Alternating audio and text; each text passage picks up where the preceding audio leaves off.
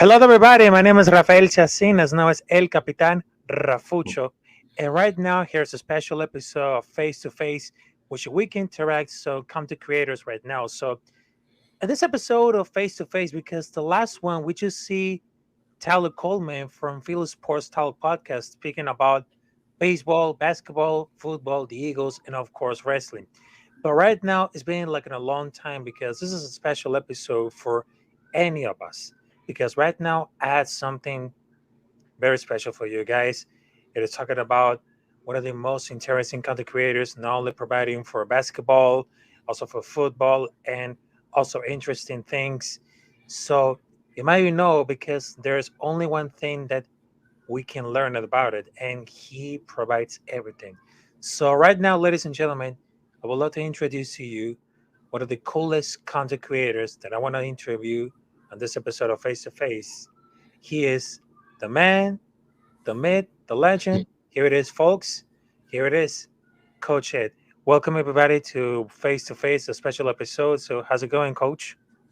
Thank you for that intro, man. I really appreciate that. I'm going well. I'm doing well. How about you? I'm doing good. I'm doing good. So, right now, let's get started with the NBA draft because every year, when it comes to basketball draft, it comes to like very special because there's a young talent, young prospects coming up for the NBA draft. Mm-hmm. And of course, without no doubt, because there's something really interesting about the NFL, the NBA draft 2023, which is totally, totally insane because right now there's 58 picks on the 2023 NFL draft. And of course, they added a place on the Barclays Center in New York. So the first one is for the San Antonio Spurs, that it goes to Charlotte Hornets, Trail Blazers. But right now, for the New York Knicks, they have a for the New York Knicks, they have it in the thing about it because they had it in the second round. And of course, they had it for the Brooklyn Nets. They have for the round number one, which is some 21, 22. Mm-hmm. I mean, there's something really incredible because we had to see like every year there's young prospects coming out in the hot to see for the stats, also for these incredible performance at the college basketball. So tell me about the NBA draft 2023 and what possibility that the Brooklyn Nets and of course the New York Knicks could have it like this choice to draft some players. Well, in terms of the Brooklyn Nets, um, it's an interesting situation with them. I mean, I know they have a lot going on with trying to decide who's going to be staying on the roster, who's there. I mean, you have Mikal Bridges, but are they going to be bringing back Cam Johnson? And then you go from there in terms of trying to decide the best player available. And then, of course, every time with any draft in any sport, um, it's always contingent upon what's happening ahead of them. You could position your draft board and say, look, we want this guy. He's our number one. But until you draft, if you're later in the draft, you have to hope that player is there.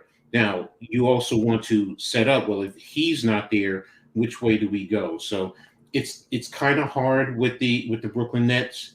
I haven't really dove too much into them. I was planning on doing that tomorrow to really dive into them, because I know I'm going to be on another stream, dealing with the draft. But I mean, right now, if I was to look at the Nets based on what the way they played last year, they definitely need scoring, and also rebounding. I mean, you have Nicholas Claxton down low, but pretty much he's the only rebounder that you have on the team. There's other guys that can help in, but they're not consistent. So those are the biggest items for me. Definitely scoring. You have Mikal Bridges, but he's still young. He's still developing. Um, Cam Johnson can get you points, but then there's times when he can get you 30 points in one game, and then he's looking at 10 points in another game. So Mikal is the one that do the Nets build around him, or do you consider him a very good number two? So scoring is the biggest issue with them, and then like I said, rebounding. and then you fill in right from there 3 and D, so on and so forth, and then Cam Thomas, what do you do with him? Are you going to trade him and include him in a trade package? Do you want to trade your draft picks with him to move up on the draft board? That's the other aspect with the Nets. So, they have a lot of things to think about. But for me, if I'm, the thing, and I'll touch base with a couple of content creators that I know that are big Nets fans just to get their perspective. But if I'm as the outsider looking in, it's going to be scoring first, and it's going to be defense because that's where I think is some of their biggest issues right there. Now, as far as the Knicks, number one, the Knicks do not have any draft picks in this year's draft right now. They traded their first round last year. In other words, to forgot what the move was, but they traded it last year, and it was this pick this year that they have. They were banking on the Dallas draft because it was a top 10 protected. So if it was 11, it would have been theirs, but Dallas was in the top 10, so they lost out on that. So they have to wait till next year to see how things play out. So, but right now, this year, they don't have any draft picks, but doesn't mean they can't make a move. So they have a plethora of first round draft picks. I know I've heard the different arguments. Well, it's really not worth anything, but you can trade that with young draft picks. Young players to get a draft pick if you see somebody who you really want this year. So the Knicks have so many future draft picks. I think within the next 7 years, I think they have 11, and then they have 11 second round draft picks. So they have to. They're going to trade those picks. They're going to trade some of those picks to for whatever reason, along with young players. Do they do that to get a superstar? Because many Knicks fans, they want a superstar. So there's different ways they can go. But this year in this year's draft, they have no draft picks. So come Thursday night, if somebody falls, I anticipate they make a move. But realistically, I don't expect the Knicks to make a draft pick this year. They're going to do other things to improve their roster. Mm-hmm. That's right. And of course, we're just moving on from the NBA draft 2023. So right now, let's go into the WNBA, which is the basketball for women. And of course, it's about that because right now, it seems like there's more impact of those women on basketball because they had so many interesting teams. And right now, it is less than a month at the All-Star game, which is 2023. So right now, Brianna Stewart, Aja Wilson, Jackie Young, they're elite picks for the 10 starters.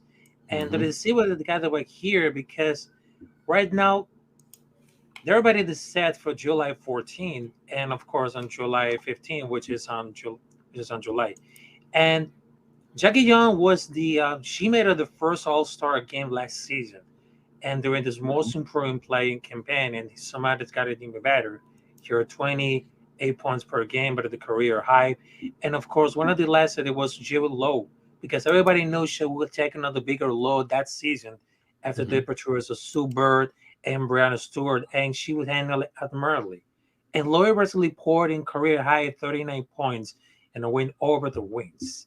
And of course, after John and Lowe, it became like more difficult. But Alicia Gray, she wanted to deserve a spot, and she's having a career season during this first summer with the Dream, averaging 18.7 points. And the most difficult, they got to decide to Chelsea Green because she doesn't have the score as much of the other candidates. Her fantasy, elite playmaking, and contributions of the best team of the league gave her a nod. And she was not missed a free throw that season. And she's third in the league with the most assists. And of course, nearly one of the 30th baskets when she's on the floor. But I think this is more interesting that they're talking about the WNBA than about the impact of the women's, how really changed about for the world of basketball. So tell me about how's going to happen at the ballot of the All-Star game with the WNBA, and of course the impact of those women had really changed those basketball over the last years. Yeah, the women's game definitely has changed. The impact, the effect that it's having in fan viewership, fan interest.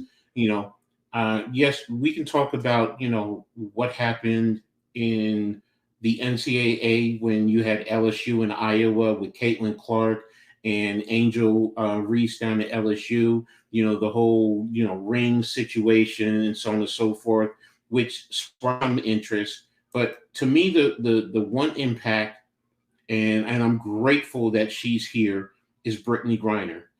For what she has done, what she has been through, the fight, being wrongfully detained over in Russia. It was a mistake. I get it. I understand. But to try and you know for coerce her into a 9-year sentence, and I know many people, are upset with the president, but you know what he did for me, he did the right thing. She's an ambassador, number one, for the women's sports, but as an American, she is definitely an ambassador. And she is carrying herself in the utmost respectful way, even though others don't respect her. Now, that impact is being felt throughout the whole NBA. Wherever she's go, automatically she's getting standing ovations, even if she's for the other team. When she came here to New York, the Liberty fans gave her a standing ovation, and she wasn't even playing that day. She was out due to injury. So, but that tells the impact and the effect that it's having throughout the league. Also, what it's doing to inspire other young girls, to it's not even just about basketball. Number one, it's about sports, being active, getting into sports, being competitive, but there's also important life skills that you learn from being an athlete, being on a team, competing, because being out there in the business world or whatever spectrum you're going into, you're going to you have to be able to handle competition, winning, losing, all of that matters. And this is why it's important. Brittany Griner, what she's been teaching, what it's inspiring other young girls, what the WNBA is doing. They see the women out there. They see that women can play, they can ball. I mean, and I love the women's game. I've always said it. I think the women's game is more fundamentally sound than the men's game. The men's game is more, yes, it's highlights, it's exciting, but everyone always either wants to be creative dunks or shooting the threes. But what happened to the mid range? You see a lot of women who are good with the mid range and effective, and setting good screens and moving with the ball, and not always having a lot of ISO ball situations. So it's great to me. I love it. I love what the women are doing in society as a whole. And then when you go and you look at the statistics and you watch the game, the women can shoot. They can shoot from depth. And, Sabrina Ionescu, I mean, that girl has range with her shots. But and then you go to Arike Ogabu. I mess her name up every time, from Dallas. Ogunbawe. She is just fierce the way she plays. Jewel Lloyd, her ability to score at will, even though Seattle is not the same as it was before. She's taking the young team, and she's out there leading the league in the scoring. I mean, I can go on and on about. I mean, Satu Sabi down in Dallas, she's another one. Very effective and efficient with the way that she plays. I mean, Courtney Vandersloot, she's leading the league in assists. I mean, I can go on and on and on and talk about Nneka out in LA. Her and her sister Chin, they play very well for the Sparks. I mean, I just love it.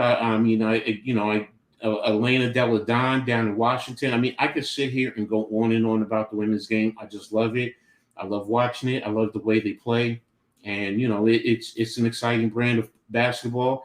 And it's just inspiring, especially for me being a girl dad and a girl granddad. So I just love it. And it's inspiring to watch what it does to girls and women across the country. Mm-hmm. Exactly, because I was watching all these things right now because the women's basketball has been changed a lot of those years. Mm-hmm. Because I remember that I was covering the women's South American basketball championship that was Mm-hmm. in 2016, and what I Mm-hmm. just found out because how long they improved about right now because it's during the impact of those athletes can really understand it about the really impact of the women's basketball for all those Mm-hmm. years. And of course, they just had one at second place, but because they had Mm-hmm. the deal for the championship against Brazil, which is very important.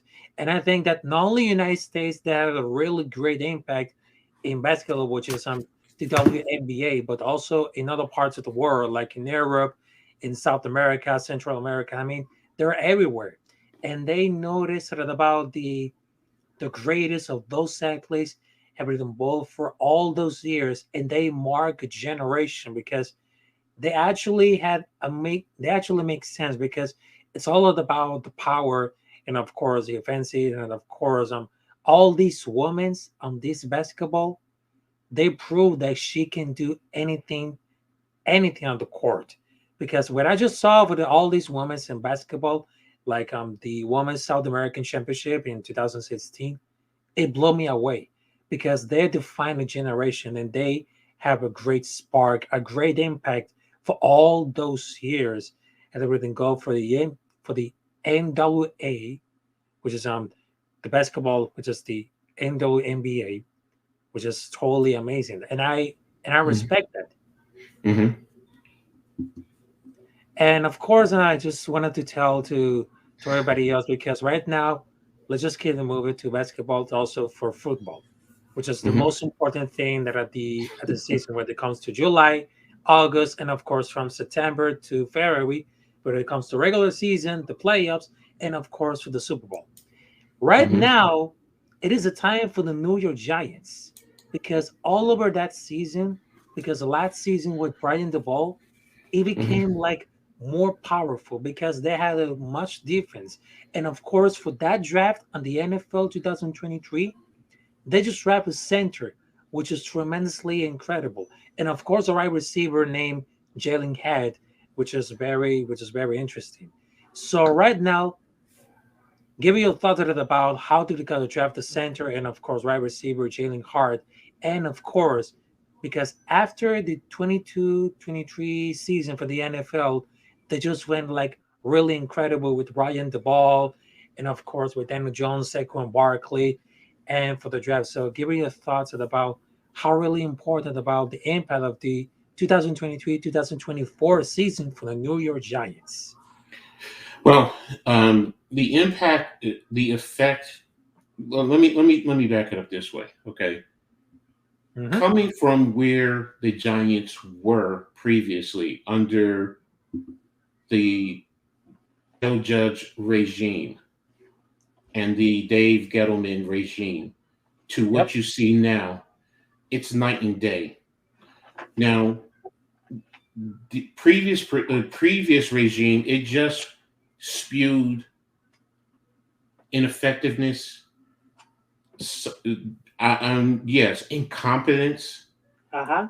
But when you go to Joe Shane and Brian Dable, you see the plan, give you everything that they're planning to do, but there's a plan of action.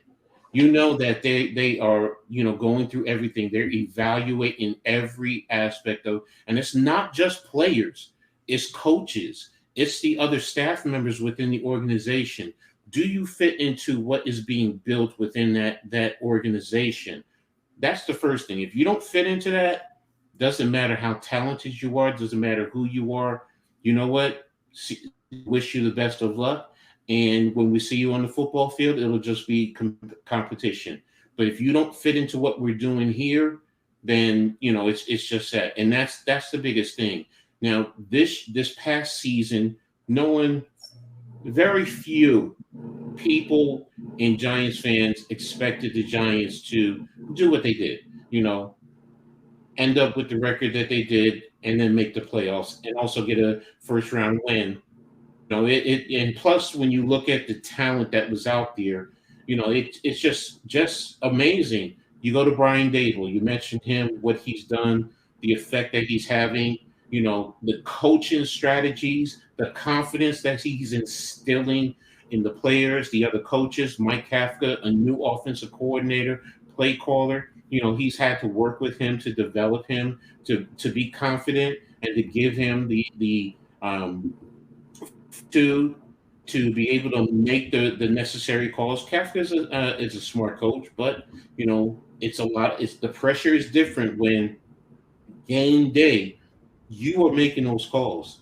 Dable is going to give you the free range. He's going to give you his input, but you know what? You make the call. You make that decision. And then if he sees that he has to overstep, then he'll overstep and overchange it, change the call. But for the most part, he leaves them alone. Wade Martindale, we already knew he was a play caller. We know what he can do. It's just a matter of getting the right people and the right players in the position so that you can do what you need to do. But they showed they're going to coach to the talent that they have, and they're going to take the talent that they have and put them in positions to be successful. It's not always about, well, this is my system, run my system. No, you have to evaluate your players and understand what they're capable of doing and what they're not capable of doing. And you want to try and stay away from what they're not capable of doing, because all that's going to do is cause and create bad situations. And you want to focus on what they can do.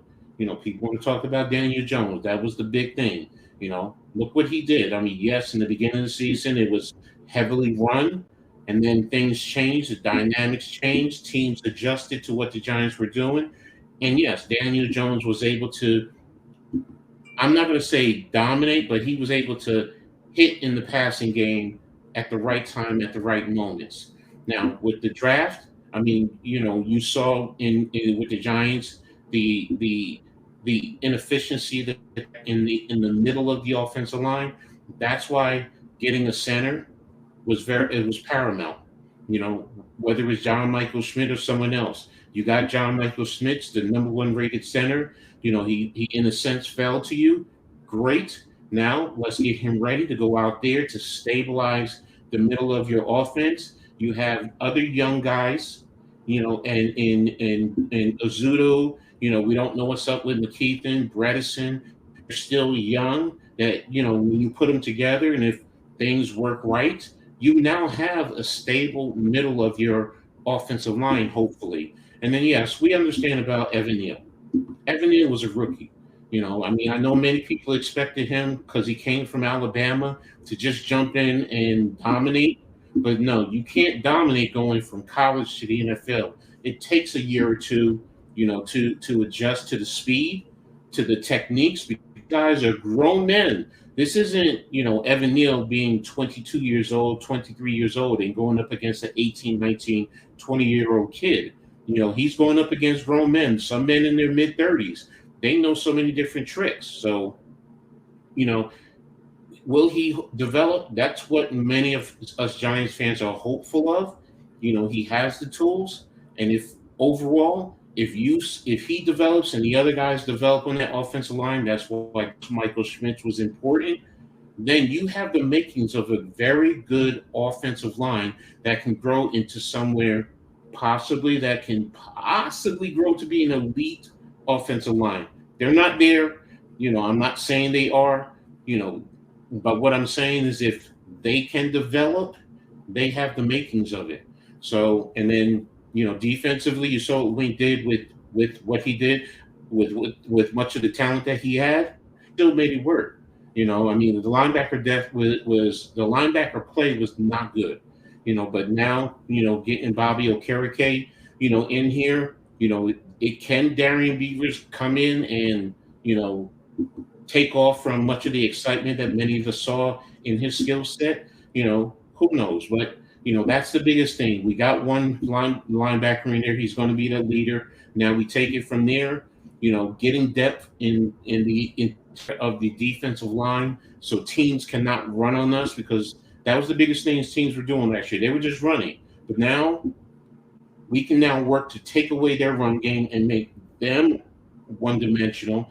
And in the passing game, if our edges can get off that and get off the edge and get to the quarterback, get good clean hits, get good pressure, maybe cause some turnovers, get impactful sacks, then it does a lot more on the back end where you have defensive backs hopefully can grow and develop, and we can be I don't want to say an explosive, but we can be a top defense, a type of defense that offenses have to worry about, and not just say, okay, well, we're going to just run the ball pretty much down their throat. We'll throw when we need to, but we'll run the ball because they're not going to be able to stop it. Now, getting guys like Sean Robinson, a beast of a man, and Nacho Nunez, that helps give Dexter Lawrence and Leo rest at certain point in time. But they're also able to play, and they can push the pocket, and they can cause havoc right in the middle. So I'm liking what I'm seeing with the Giants, and hopefully they can continue to grow and compete for the NFC East title. But you have to respect Philly. I mean, everyone has to respect them. They Yeah, that's definitely have a team. So but if the Giants can close a gap within their division, then you can transition that to the conference, because that the two top teams in the division, and I'm not even going to cast Washington. Washington's biggest issue more than anything was more quarterback play than anything. They have skill position guys. They have good defensive guys. So they can play. But the bottom line is, if the Giants, for their part, if they can compete with all the teams in their division, I think that translates to the whole conference, where they'll be able to compete with everyone in the conference. so right now. The other question is because the Giants have cap space because Mm-hmm. they're saving up for Dexter Lawrence contract extension. Mm-hmm. So, but I'm just taking it off for the cap space. So right now, let's checking them out for anything because right now the salary cap situation is in the extension that clears about it because they're ranking at the number 26 of the cap space because the amount of the cap space of the New York has quickly increased for the thought, but because there's a few names that stand up for a contract extension or the restricted candidates where the summer players had to go for the bubble. So in those things like that, there's a few players in the back end for the New York roster who had or might not being cap casualties of the summer because, for example, there's a 4-year defensive back Darnell Holmes could be released to save 2.7 Mm-hmm. million in cap space. Also, he's competing Mm-hmm. for the starting nickel corner role. But the Giants had younger and less expensive options to choose for because for that battle for the left guard position, it might go down for the only 3 players. There's Ray Redison, Joshua Edison, Shane Lemieux. Also, there's Bretton Issue. They are the current leaders of the clubhouse while making Lemieux the projected odd man out. If Mm-hmm. there is a Lemieux, will feed up 1 million in cat space. So tell me about of the cat space and of course on those contract extensions of Dexter Lawrence and of course looking at probably the training camp is gonna be like at the battle for the starting positions. Well, right now, according to Sprotrack, the top 51 for the Giants leaves them with the top 51 set or pay to be paid. Then right now they have about $4 million, a little bit over $4 million in cap space. So um, going into next season, you really can't effectively work with that. There is going to be they definitely have to do some things to create some more space. Whether it's work on Leo Williams' contract, because this year he's playing at about over $32 million. Whether you adjust or um, work on Adoree Jackson's. Do you extend Andrew Thomas, which can open up more money? You talked about Saquon Barkley. Working on a contract with Saquon Barkley that can lessen his $10 million, $10.1 million contract. So there are ways the Giants can go. You also talked about on the back end about Darnay Holmes. Yes, Darnay Holmes is one who at 2.7. You know you can free up some money that can go into, your pot that you need to do. And yes, he is competing on the back end for a roster spot, but like you said, they have younger guys, who are cheaper and who are hungry and who may, be in the long run be more effective and efficient for what Wink Martindale wants to do. So he has to really come out and really, show his worth. The Giants can also, treat him like they did Darius Slayton last year. Say, hey, we're going to cut your contract to this amount, whether it's $1 million with incentives, or you can go ahead and become a free agent. So, there are things. You got Aaron Robinson. You can do certain things with his contract because he's about almost 1.5. So there are ways that the Giants can do. You talked about Lemieux. Lemieux is another one whose contract can you can cut him, and there you go. So again, there's so many different ways you can go about managing your cap and creating the money that's necessary for you to to do to manage your team funds. And now in terms of the competition, that's another thing. It creates competition, and it makes guys play a lot more effectively because they got to worry about their job. And that's just the bottom line. If you're worrying about your job, sometimes you play a lot better. So it's going to be interesting to see, over the long haul, what Joe Shane and what Dable does in terms of the players play, and then the contract that you know that the space that you can create, because in the end somebody's going to end up being let go, or guys going to be renegotiated. Ideally, I don't think they want to renegotiate if they can, but if they have to, the first one that everyone looks at is Leo Williams, $32 million. You can probably, get that down to about 20. That frees up about $12 million right there. So we'll see what happens with the roster. I mean, with the cap management from there. Mm-hmm. Exactly. And of course, on one of these things, what are the things that before I had to go start with anything could happen like this one? So there's one last question that we can wrap it up on this face-to-face episode. So Mhm. I know you're New York Giants fans. So what are those moments that you really captivated in your life? What is the most incredible moments that you capture when you are a New York Giants fan? What was the moment that you capture in your whole life? It's it goes like this.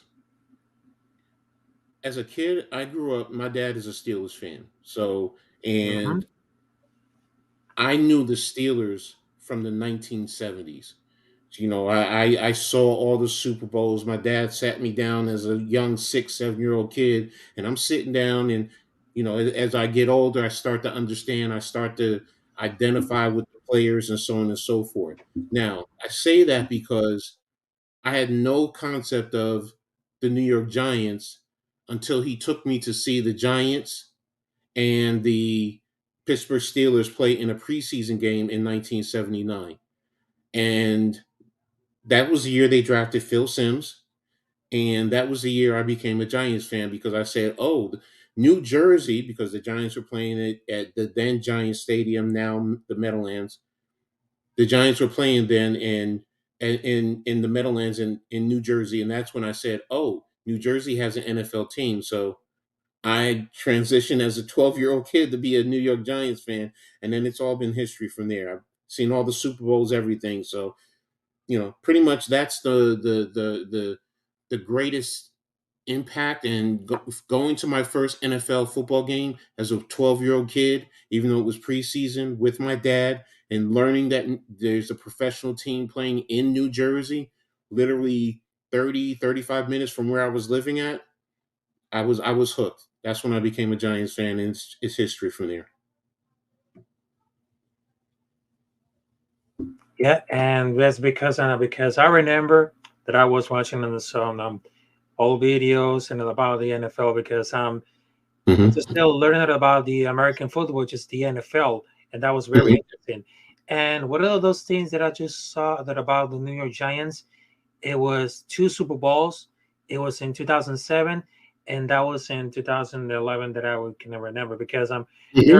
there's a time that Eli Manning could finally could finally beat Tom Brady in two Super Bowls against the Patriots, and that was Hmm. really interesting because there's a lot of interesting players of the New York Giants. Not only Eli Manning, but also there's Michael Strahan. There's Hmm.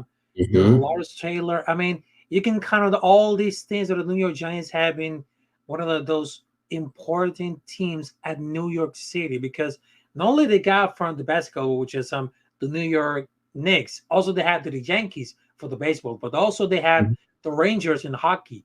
But in Hmm. football, they really had to really enjoy about that because it's the New York Giants because they have an amazing history for all those years, and they're passing the torch for every generation and about that. And I Hmm. really understood the history of the New York Giants because not only they have an important key rivalry between Dallas Cowboys and, of course, Philadelphia Eagles.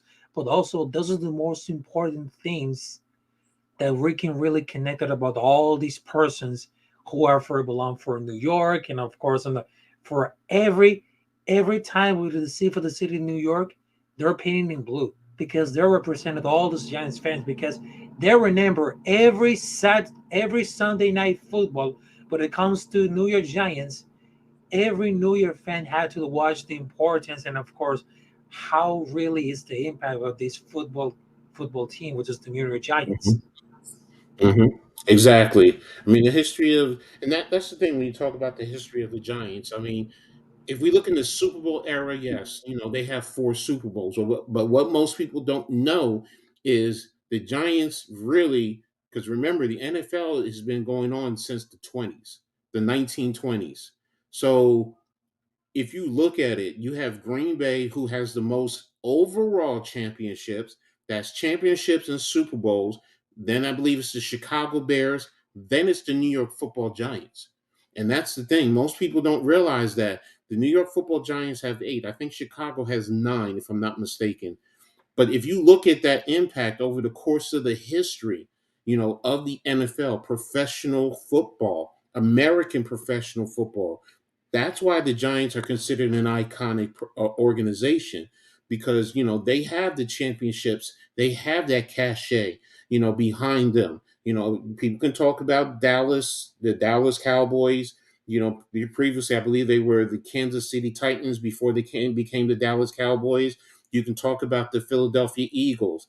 I mean, the Eagles, if I'm not mistaken, they have one Super Bowl, and I think they have three other championships, so they have four total. So, I say that to say, the American football is not just about the Super Bowl era, because the Super Bowl era was just really about the old AFL and the NFL merging together and just growing from there. But if you talk about the championships from each league at that point in time, you add that to these teams' championship total, then you get a bigger perspective, and I always encourage anybody interested, go back, look at your history. Don't just look at what you see now.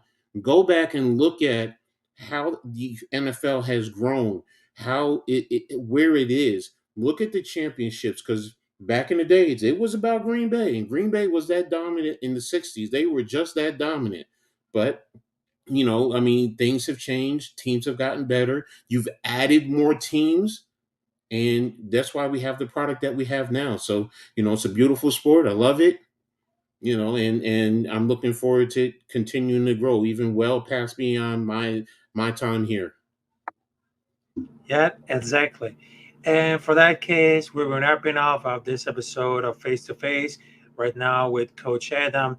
So, Coach, where can you find you on the social media to see one of those to see one of your videos and, of course, your film studies about those college prospect football players? So, where can we find you? Well, on YouTube, it's Coach Ed Gladney's Amazing World of Sports, and that's actually Ed with two D's, EDD. And so it's Coach Ed's Amazing World of Sports. And on Twitter, it's Coach Edd G.